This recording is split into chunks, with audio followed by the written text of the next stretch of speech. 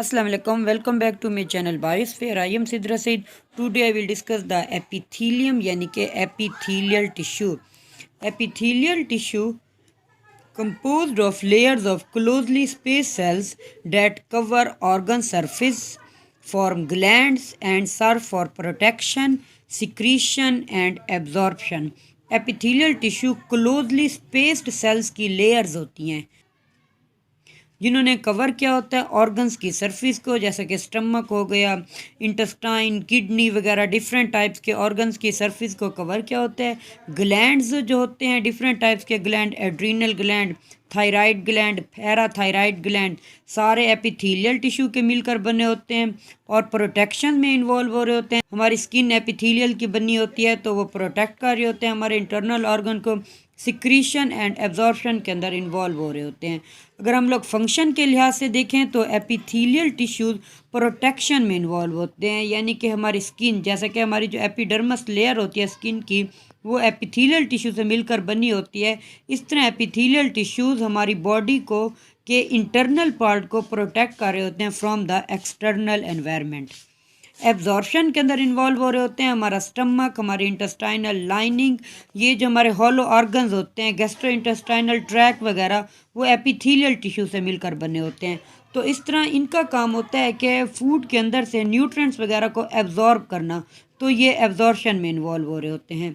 Filtration में involve होते हैं, इनका फंक्शन है। हमारी किडनी का काम क्या होता है कि ब्लड को फिल्टर करना और यूराइन बनाना, तो इस तरह ये फिल्ट्रेशन के प्रोसेस में इन्वॉल्व हो रहे होते हैं क्योंकि हमारी किडनीज एपिथेलियल टिश्यू से मिलकर बनी होती हैं। और सिक्रीशंस के अंदर हमारी बॉडी में जो डिफरेंट टाइप्स के ग्लैंड्स वगैरह हैं वो भी एपिथेलियल टिश्यू से बने होते हैं, तो वो डिफरेंट टाइप्स के हार्मोन की सिक्रीशन करते हैं।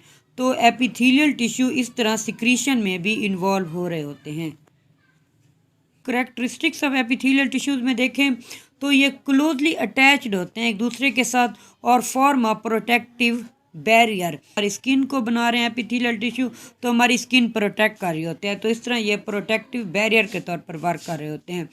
ऑलवेज हैज़ वन फ्री, यानी कि एपिकल जो इनकी सरफेस होती है वो ओपन होती है आउटसाइड द बॉडी या इनसाइड, यानी कि कैविटी के अंदर एंड इंटरनल ऑर्गन्स। और एपिथेलियल टिश्यू की क्या होती है कि जो एक एंड होता है वो हमेशा फ्री होता है, उसकी सरफेस फ्री होती है, ओपन होती है आउटसाइड द बॉडी के बाहर या इनसाइड इंटरनल ऑर्गन्स वगैरह के अंदर।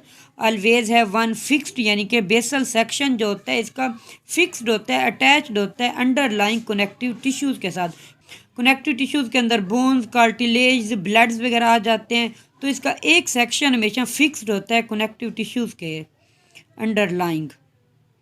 हैज़ नो ब्लड वेसल्स, यानी कि एपिथेलियल टिश्यूज़ के अंदर ब्लड वेसल्स मौजूद नहीं होती, but can soak up nutrients from blood vessels in connective tissue underneath. अभी ये क्या होती हैं कि अपनी ब्लड वेसल्स तो इसके अंदर होती नहीं है, लेकिन ये न्यूट्रिएंट्स वगैरह को एब्जॉर्ब करती हैं क्योंकि डिफरेंट ऑर्गन्स वगैरह को इसने कवर किया होता है, उनको लाइनिंग प्रोवाइड कर रहे होते हैं, तो उनसे न्यूट्रिएंट्स वगैरह की जो एब्जॉर्प्शन में ये इन्वॉल्व हो रही होते हैं, न्यूट्रिएंट्स को सोक अप कर रहे होते हैं। Innervated by lot of nerves, ये इनर्वेटेड यानी कि स्टिमुलेटेड होते हैं by a lot of nerves, nervous system इन्हें कंट्रोल कर रहा होता है, ये नर्वी सिस्टम के थ्रू स्टिमुलेटेड होते हैं और अपना वर्क परफॉर्म करते हैं। वेरी गुड एट रीजनरेटिंग, इसका एक करेक्टर है कि ये रीजनरेशन में इन्वॉल्व हो रहे होते हैं क्योंकि इसने स्किन को बनाया होता है, और स्किन अगर कोई डैमेज होती है, कुछ होती है, तो ये कवरिंग प्रोवाइड कर रही होते हैं, तो वो डैमेज जो सरफेस होती है वो रीजनरेट होगी और फिर से स्किन बनेगी। इस तरह ये रीजनरेशन में इन्वॉल्व हो रहे होते हैं। क्लासिफिकेशन या types of epithelial tissue, epithelial tissues को टू बेसिस की बिना पर कैटेगराइज किया गया, एक है शेप की बिना पर और बाय अरेंजमेंट, यानी सेल्स की अरेंजमेंट की बिना पर। शेप्स की बिना पर थ्री टाइप्स में डिवाइड किया गया है। सिक्वेमस यानी कि फ्लैट होते हैं एपिथेलियल टिश्यूज और स्केल लाइक होते हैं, चिपटे होते हैं।